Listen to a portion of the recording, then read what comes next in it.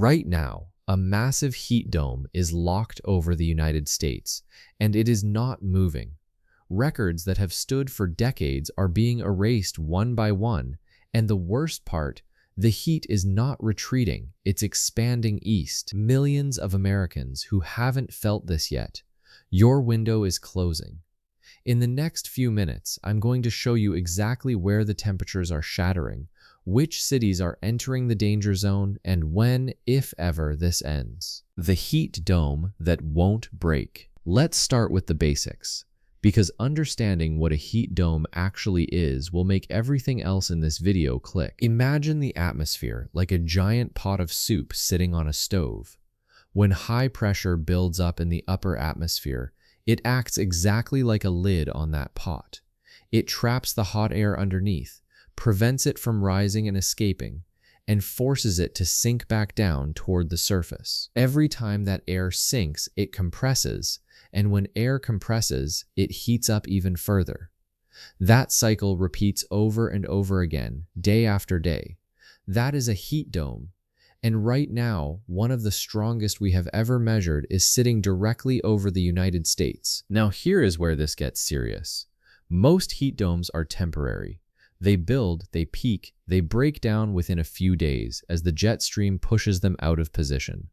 That is the normal pattern, but this one is different, and the reason it is different comes down to the jet stream itself. The jet stream is essentially a fast-moving river of wind high up in the atmosphere that acts like a traffic controller for weather systems.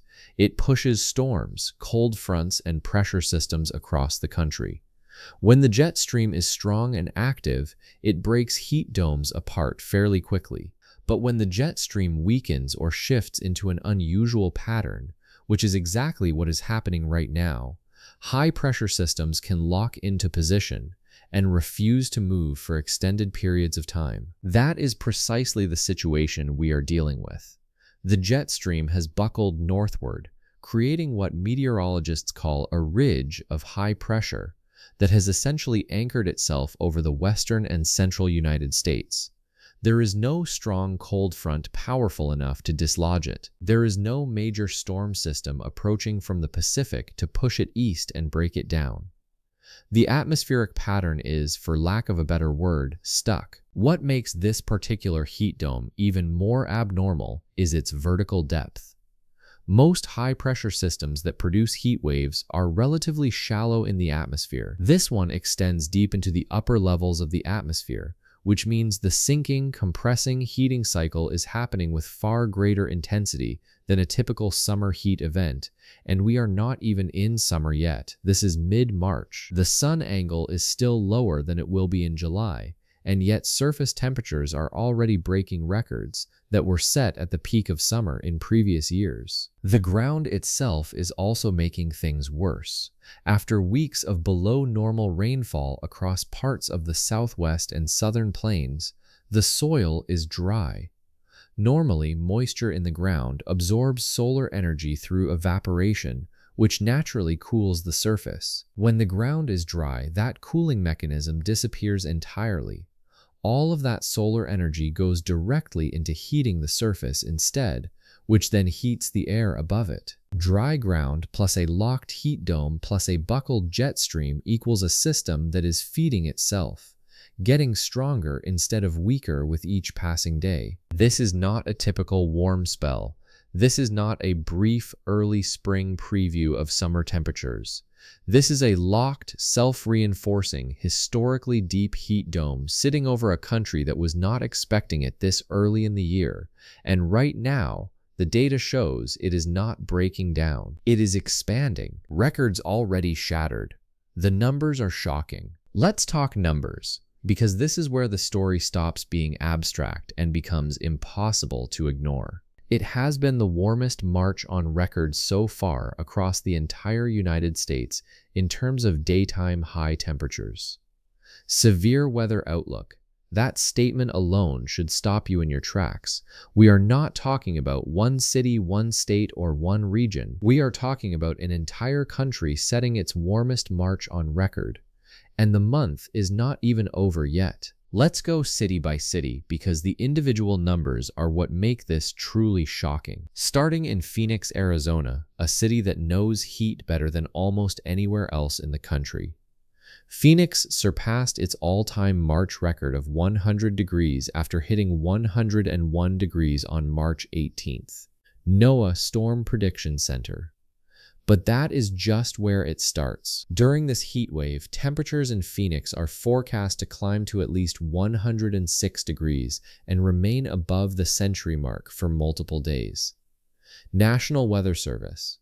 To put that in perspective, Phoenix typically hits 100 degrees for the first time in early May. Phoenix has never done this before, March 26th, ever.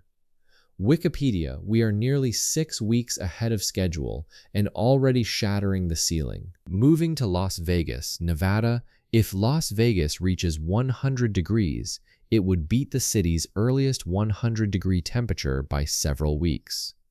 The current record for the earliest triple-digit high is May 1st, 1947. Fox weather that is a record that has stood for nearly 80 years, and it is now in serious danger of being erased. Las Vegas could see its hottest March stretch ever recorded. Wikipedia. Now let's go to Los Angeles, California. In downtown Los Angeles, record highs are being challenged or broken on multiple days as temperatures climb into the 90s. The all-time record high of 99 degrees for the month, set on March 29, 1879, may also be challenged.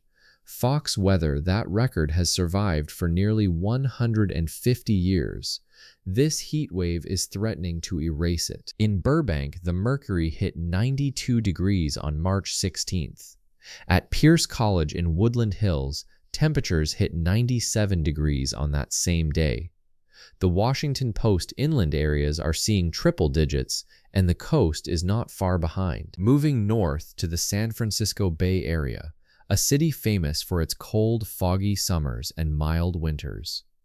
San Francisco hit 86 degrees, breaking a record of 85 degrees that had been set in 1914. National Oceanic and Atmospheric Administration.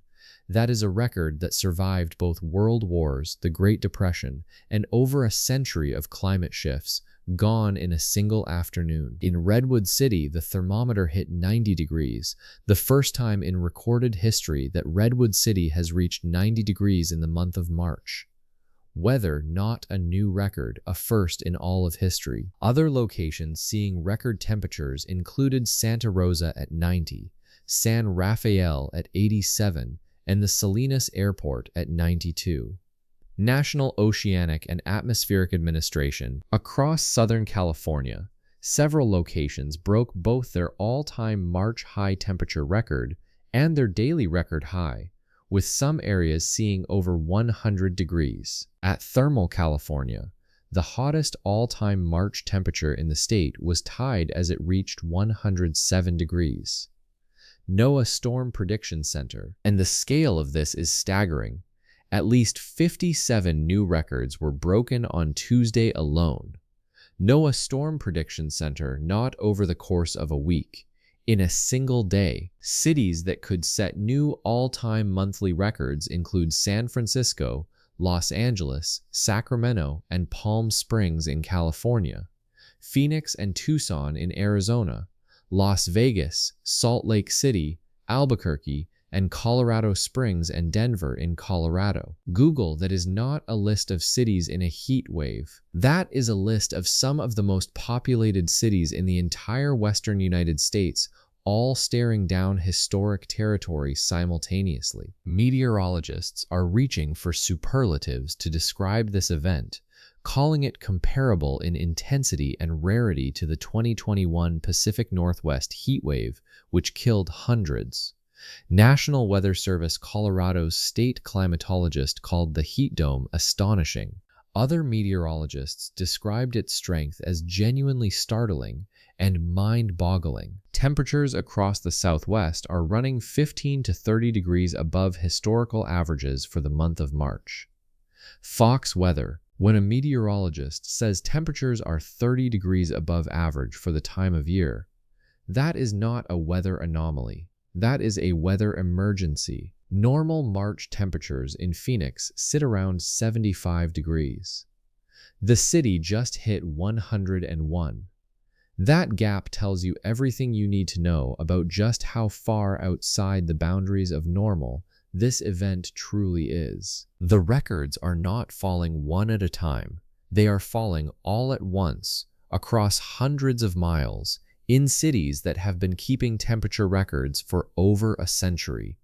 And the week is not over yet. The eastern expansion. Who gets hit next? Here is the part of this story that most people are not fully tracking yet, because the heat dome did not stop at California and Arizona. It is moving, it is expanding, and the list of states and cities entering the danger zone is growing by the day. Let's break this down, region by region, so you know exactly where the heat is heading and when it arrives. The first wave already hit the West Coast and desert Southwest hard, but the forecast ensemble guidance shows a deeply amplified ridge centered over California, Arizona, Nevada, Utah, Colorado, and Texas, with atmospheric height anomalies strong enough to challenge or break all-time March records across a broad region. Google that is not a weather system sitting in one corner of the country anymore. That is a heat dome with its arms stretched across the entire western half of the United States and reaching further east with every passing day. Let's start with Utah and Colorado, two states that many people think of as mountain states, cold states, ski states. Not this week. Utah and Colorado could see temperatures well above average for several consecutive days. Google Salt Lake City, which sits at over 4,000 feet above sea level and typically sees March highs in the mid-50s, is already pushing 70 degrees, and the anticipation is that they will reach the 80s. National Oceanic and Atmospheric Administration, that is almost 30 degrees above where it should be. Meanwhile, in southern Utah, St. George is forecast to reach just shy of 100 degrees, against a historical March average of just 53 degrees.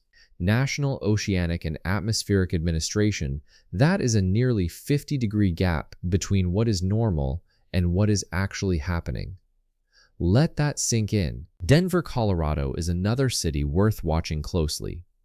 All temperatures forecast are expected to break or equal March monthly records at the respective locations, with April monthly records set to be broken in Phoenix and Flagstaff in Arizona, as well as Las Vegas and Albuquerque. Severe weather outlook Denver is already seeing temperatures climbing into the 70s and 80s. Levels far more typical of late May than mid-March. Now let's move into Texas and the Southern Plains, a region that is transitioning from the western heat zone into the central United States expansion corridor. The heat dome's influence is expanding into parts of the central United States, where temperatures are rapidly climbing, affecting millions of residents across diverse climatic zones. Wikipedia, Texas cities that were already warm are being pushed further into dangerous territory as the ridge strengthens and extends its reach northeastward. Here is the critical piece of the expansion story, the timeline. The blasts of heat are expected to come in two waves, first hitting the West Coast and spreading east through California, Nevada, Arizona, and neighboring states. National Weather Service. The first wave already peaked over the Southwest. The second wave is the one that pushes deeper into the central and southern United States, and that is the wave that is building right now. Forecast models indicate that the heat dome will persist through the weekend and potentially extend its influence into the central United States. Wikipedia, that means cities like Albuquerque, New Mexico, Oklahoma City, Kansas City, and parts of the Mid-South are all watching their forecasts shift warmer with each new model run. The heat is not retreating back west, it is pressing forward east, following the ridge as it slowly migrates. There is also an important contrast happening simultaneously that makes the eastern expansion even more dramatic and newsworthy. While the west and central states are baking, the polar vortex is forecast to send its chill deep into the Midwest and East, with Minneapolis hovering around 0 for a low, Chicago in the single digits, Temperatures in the teens and 20s across the Northeast and Mid-Atlantic, and even Atlanta dropping to the 20s. Fox weather. This creates a violent collision zone, a boundary between summer-level heat pushing east and Arctic air holding its ground, and that collision zone is where severe weather becomes a serious secondary threat. When the jet stream bends into large vertical waves like this, it creates ridges and troughs that can produce starkly different weather for different parts of the country. NOAA Storm Prediction Center. The East is not getting the heat, at least not yet, but it is feeling the effects of the same system in the form of dramatic cold and the potential for severe storms along the boundary. The bottom line on the expansion timeline is this: record-challenging heat will surge across the Southwest as a stubborn heat dome sends temperatures into the 90s and even past 100 degrees in some cities, levels more typical of late spring or early summer. The Washington Post and that same system is now marching east with no significant barrier to stop it. The Weather Service said this week's heat dome will likely be one of the strongest ever seen during this time of year, with little relief in sight as high temperatures persist into next weekend. NPR Afir Zirha. If you live anywhere from the Rocky Mountain states eastward through the southern plains and into the Mississippi Valley, your forecast is changing. The heat that started in California is coming for you next. And based on everything the models are showing right now, it is arriving with record-breaking force. The human danger. Heat kills silently. This is the section of the video where the numbers stop being about weather and start being about people. Because while broken temperature records are shocking, what really matters is what those temperatures do to human beings, and the answer is far more serious than most people realize. Extreme heat is the deadliest climate risk of our time. It claims 489,000 deaths annually, more than floods, hurricanes, earthquakes, and wildfires combined. Wikipedia read that again slowly. More than all of those disasters put together, and yet when a hurricane approaches, entire cities evacuate. Emergency broadcasts run non-stop. People board up their windows and flee. But when a heat dome locks over a region for days on end, most people go about their normal lives, completely unaware of the danger building around them. That is exactly why heat is called the silent killer. It does not announce itself with wind or rain or dramatic visuals. It simply rises quietly and relentlessly until the human body cannot keep up. So how does heat actually kill? The answer starts with your body's cooling system. When temperatures rise, your body responds by sweating, pushing moisture to the surface of your skin, where it evaporates and carries heat away. It is an elegant system, and under normal conditions it works well. But when humidity is high, sweat evaporates more slowly, potentially leading to heat stroke. NOAA Storm Prediction Center. When the air outside is already saturated with moisture, your body's primary cooling mechanism essentially stops working. Your core temperature begins to climb, and once your internal temperature crosses certain thresholds, the damage happens fast to your brain, your kidneys, your heart, and your nervous system simultaneously. Heat stress occurs when the body is unable to cool itself effectively, and high humidity combined with elevated nighttime temperatures are likely key ingredients in causing heat-related illness and mortality. NOAA Storm Prediction Center. That last part is critical. Nighttime temperatures. Most people assume that even a brutally hot day becomes manageable once the sun goes down. But during a locked heat dome event like this one, nighttime temperatures stay dangerously elevated. During a heat dome in Austin, temperatures never dropped below 80 degrees for weeks on end, meaning power plants and air conditioners could never be turned off. Fox weather. When your body cannot recover overnight, the cumulative stress builds day after day until the point of collapse. And by the time symptoms become obvious, serious damage is often already done. Now let's talk about who is most at risk, because heat does not threaten everyone equally. Groups that are particularly vulnerable to heat stress include older adults, infants and children, people with chronic health conditions, and outdoor workers. NOAA Storm Prediction Center. Older adults are especially dangerous in this category because their bodies are less efficient at regulating temperature. They are less likely to feel thirsty until dehydration is already severe, and they are far more likely to be on medications that interfere with the body's ability to cool itself. Older people are less resistant to heat stress, and acute and prolonged exposures to intense heat put a significant strain on the heart, increasing the risk of stroke, heart failure, and respiratory conditions. Wikipedia, but the danger goes far deeper than physical health alone. Extreme heat significantly increases public health risks by worsening mental health conditions, behavioral disorders, and chronic illnesses, while also increasing the likelihood of preterm births and developmental issues in infants and children. Severe weather outlook. These are consequences that most people never connect to a heat wave, but the data is clear and consistent. Then there is the issue of economic inequality, because heat is brutally unfair in who it targets. Of the 6.3 million US households without air conditioning, most are low income and in regions with above average temperatures. National Weather Service. These are the families who cannot simply close their windows, turn on the AC, and wait it out. Low-income neighborhoods can be as much as 12 degrees hotter during a heat wave than nearby wealthier neighborhoods, and experience higher rates of extreme heat-related illness.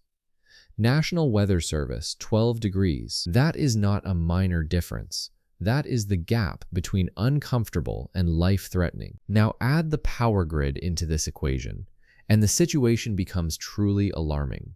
Heat waves bring increased electricity demand for cooling, which can overload the power grid, and extreme heat has coincided with power outages in every U.S. region between 2012 and 2021. National Oceanic and Atmospheric Administration, every single region. This is not a localized problem. It is a national vulnerability. Since 2015, national power outages have surged by over 150% due to demand and extreme weather, and increasing temperatures can cause transformers to overheat and explode, sometimes sparking fires and cascading outages. Severe weather outlook. And what happens when the power grid fails during a heat wave? The consequences are catastrophic. A 2023 study reported that if a multi-day blackout in Phoenix coincided with a heat wave, nearly half the population would require emergency department care for heat stroke or other heat-related illnesses, and an estimated 12,800 people in Phoenix alone would die. Severe weather outlook. Half the population of an entire city requiring emergency care simultaneously. A concurrent blackout event with heat wave conditions more than doubles the estimated rate of heat-related mortality. Weather double the death rate simply because the power went out. The impact of power loss is especially profound for vulnerable populations, including those reliant on electricity-dependent medical equipment and life-saving medications that require refrigeration. Severe weather outlook.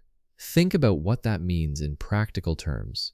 Dialysis machines, oxygen concentrators, insulin that must stay cold, heart monitors, electric wheelchairs. A power outage during a heat event is not just an inconvenience for these individuals. It is a direct, immediate threat to their survival. Extreme heat can also buckle asphalt roads, expand and warp metal railway tracks, increasing the risk of derailments, and compromise bridge structures as steel components expand beyond design tolerances. National Weather Service emergency vehicles cannot reach people as quickly. Trains are delayed or canceled. Supply chains slow down. The ripple effects of a sustained heat event extend far beyond thermometers and weather maps. They touch every single system that modern life depends on. Heat kills silently. It kills slowly. It kills the most vulnerable first, and it kills them in their own homes, without warning, without dramatic footage, and without the urgency that other disasters command. That is exactly why understanding this threat, right now, while this heat dome is still locked in place, is not optional. It is essential. The weather models are disagreeing. Here is what that means. Most weather videos show you the forecast and move on. This one is going to do something different, because right now, the two most powerful weather forecasting tools on the planet are not fully agreeing with each other. And understanding why that matters and what it actually means for the days ahead is something every single person watching this needs to hear. Let's start from the beginning. When meteorologists forecast the weather, they do not simply look out the window and make a guess. They rely on complex computer systems called numerical weather prediction models, mathematical engines that ingest billions of data points from satellites, weather balloons, ocean buoys, aircraft, and ground stations all over the world, then run those numbers forward in time using the known laws of physics to simulate what the atmosphere is going to do next. The two models that meteorologists trust most, and that weather channels, emergency managers, and government agencies all monitor closely, are the GFS and the Euro. The GFS, which stands for Global Forecast System, is the American model. It is operated by NOAA, the National Oceanic and Atmospheric Administration, and it runs 4 times every single day, producing forecasts that extend up to 16 days into the future. It is fast, it is comprehensive, and it covers the entire globe. The Euro model, officially called the ECMWF, which stands for the European Center for Medium-Range Weather Forecasts, is operated by a consortium of 35 European nations headquartered in Reading, England. Like the GFS, the Euro runs 10 days out into the future, but gets less accurate as time goes on. National Weather Service. Despite running for a shorter range, the Euro has historically been considered the more accurate of the two models, particularly for complex large-scale weather patterns. Typically, when the GFS and Euro disagree, forecasters tend to stick with the Euro due to its past performance. The Washington Post. But here is the uncomfortable truth about weather modeling that most broadcasts never tell you. Both models are fundamentally wrestling with chaos. Weather modeling centers attempt to control for the influence of chaos by running ensemble systems that each use slightly different initial conditions. Each ensemble member then produces a forecast as if its set of initial conditions were correct, providing some way of quantifying how likely a given forecast outcome is and helping to show forecast uncertainty. Google, in other words, meteorologists do not just run one version of the model, they run dozens of slightly different versions simultaneously, like running the same experiment 50 times with slightly different starting points, and then look at how spread out the results are. When all 50 versions cluster tightly together and agree, forecasters are confident. When they spread widely apart and disagree, that spread itself is the warning. It tells you the atmosphere is in an unstable, hard-to-predict state. Right now, that spread is significant.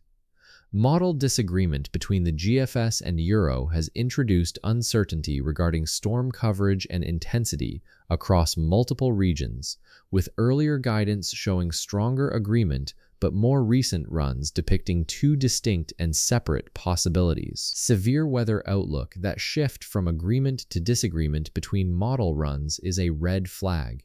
It means the atmosphere is at a decision point, a fork in the road, where small differences in how the pattern evolves could lead to dramatically different outcomes for millions of people. The specific disagreement playing out right now involves the behavior of the heat dome itself and what happens at its edges. The GFS has been showing a more aggressive, faster-moving pattern, suggesting the ridge pushes harder into the central United States and then breaks down more quickly as a strong cold front sweeps through. The Euro, on the other hand, has been depicting a slower, more stubborn ridge that lingers longer but retreats more gradually.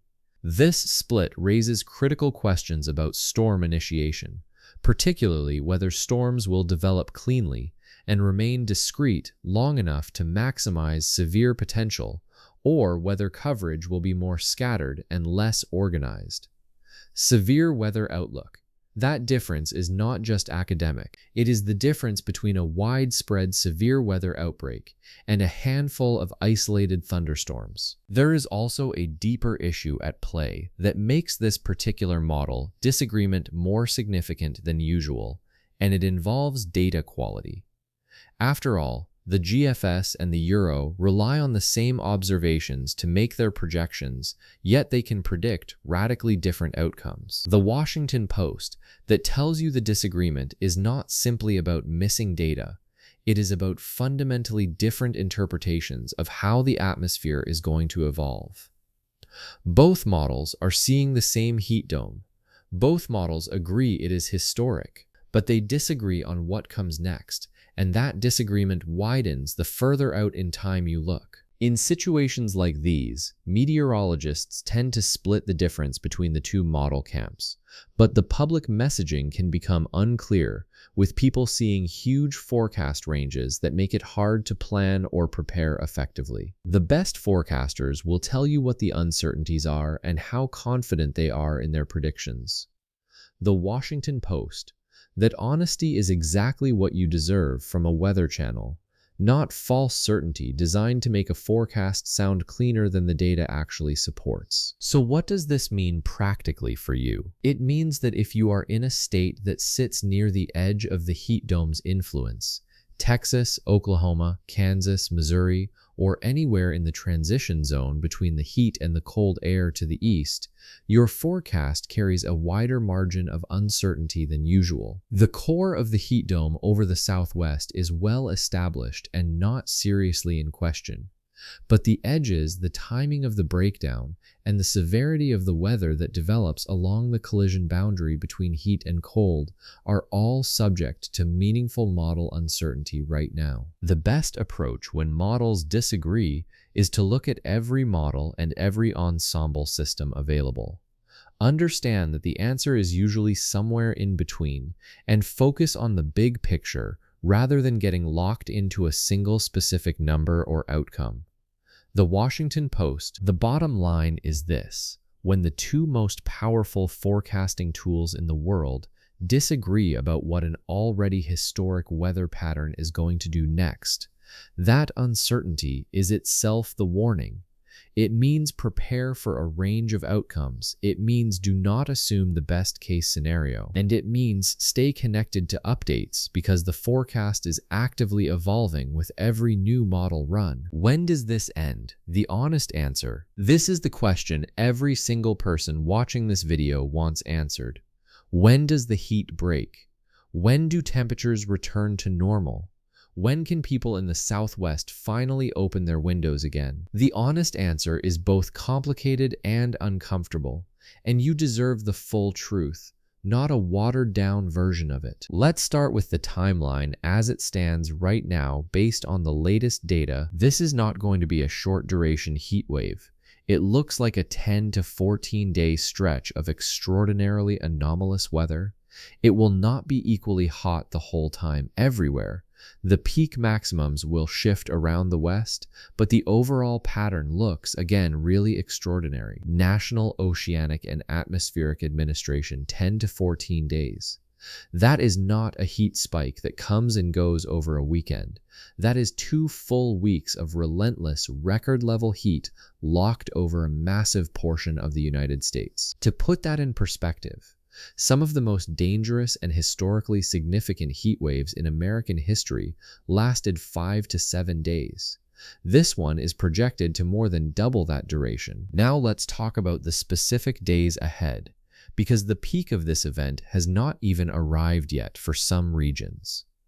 The National Weather Service is forecasting Phoenix to reach 106 degrees on Friday, March 20th, when spring officially arrives later in the same day. For context, that temperature would set every record high until May 2nd, when 107 degrees was reached back in 1947. Think about that carefully. The first official day of spring arrives Friday, and Phoenix is expected to simultaneously hit a temperature that breaks every single record on the books until May. Spring is arriving in name only. The atmosphere is already delivering full summer. The heat dome and ridging pattern across the western United States is sufficiently large and stretches eastward, shutting down the moisture feed out of the Gulf of Mexico, keeping conditions very dry for the next 10 days across much of the lower 48. Weather that is a crucial detail that most people are not paying attention to. This is not just a heat story anymore. It is a dryness story. The same atmospheric pattern that is trapping heat is also blocking the moisture that normally flows north from the Gulf of Mexico into the central United States. That moisture feed is the lifeline for spring rainfall across the plains, the Mississippi Valley, and the South. With it blocked, the dryness compounds the heat. The fire risk rises further, and the ground continues to lose what little moisture it still has. So what would it actually take for this pattern to break down? The answer requires understanding what built it in the first place. For a heat dome to collapse, one of two things needs to happen. Either a strong trough of low pressure needs to dig in from the Pacific Ocean and push the ridge eastward and apart, or the jet stream needs to shift back southward and reassert control over the pattern. Right now, neither of those things is happening on a meaningful scale. The jet stream over the next 6 days shows a weaker than normal and diffuse North Pacific jet stream, with blocking evident near Hawaii, and then on the downstream side, a massive heat dome ridge. Weather that blocking near Hawaii is the critical problem. It is essentially a wall in the atmosphere that is preventing the Pacific jet stream from doing its job of breaking down the ridge. Until that block collapses, the heat dome has no exit route. The lower 48 states moderate somewhat in the coming 7 days, with only a minor return of colder air next Tuesday across the Great Lakes and Northeast. Weather. The word moderate here is doing a lot of work. It does not mean temperatures return to normal. It does not mean the heat breaks dramatically and people get relief.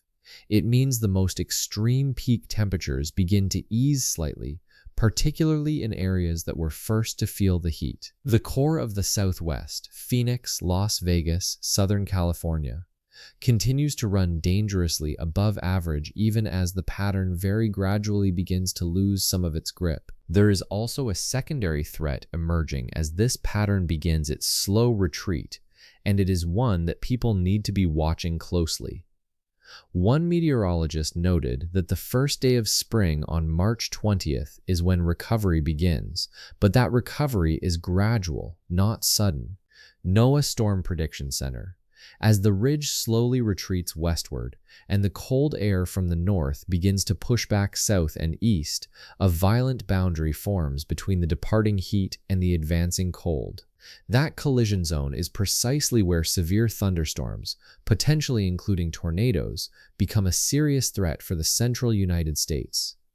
The end of the heat wave does not simply bring relief, it brings a new and different kind of danger along the boundary. Looking further ahead into the final days of March, the tropospheric polar vortex remains cold and spinning strongly through the end of March, with a pool of extremely cold air sitting at high altitude.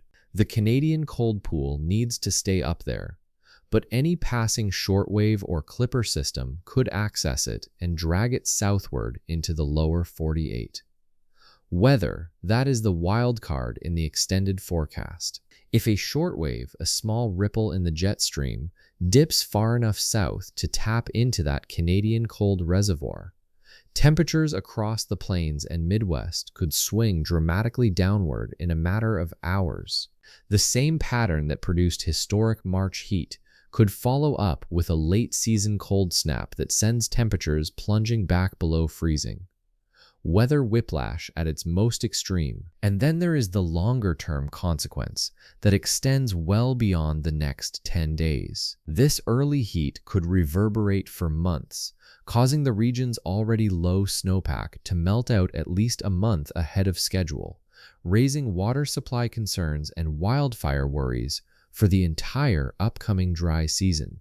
Google the heat dome ends, the consequences do not. Every day that these temperatures remain this elevated is another day that the mountain snowpack, which serves as the natural water storage system for tens of millions of people across the West, is melting weeks ahead of schedule. That water does not come back. It runs off too quickly, before the dry summer season even begins, leaving reservoirs, rivers, and groundwater supplies depleted heading into the hottest months of the year. The honest answer to when this ends is this: the absolute peak is happening right now and over the next few days. A gradual and slow moderation begins around the first day of spring and extends into the final week of March. But normal temperatures are not returning quickly. The dryness persists across most of the country for at least 10 more days, and the consequences of this 2-week heat event will be felt in water supplies, wildfire risk, and ecosystem stress well into summer and possibly beyond. There is no clean ending to this story. The heat dome breaks, but what it leaves behind does not disappear with it. Here is the bottom line. This heat dome is not a preview of summer, it is a warning. Records that survived for over a century are gone. Cities that had never seen triple digits in March are crossing that threshold right now. The models are still working out exactly how this ends. The timeline for relief is longer than anyone wanted, and the damage to snowpack, water supply, and drought conditions will outlast the heat itself by months. What you do with this information matters. Check on your elderly neighbors. Know the signs of heat exhaustion before you or someone around you is already in trouble. Watch the forecast updates closely over the next 72 hours, because this pattern is still evolving and the next model runs could change the picture significantly. If this breakdown helped you understand what is actually happening out there, share it with someone who needs to hear it. Stay weather aware, stay safe, and we will see you in the next one.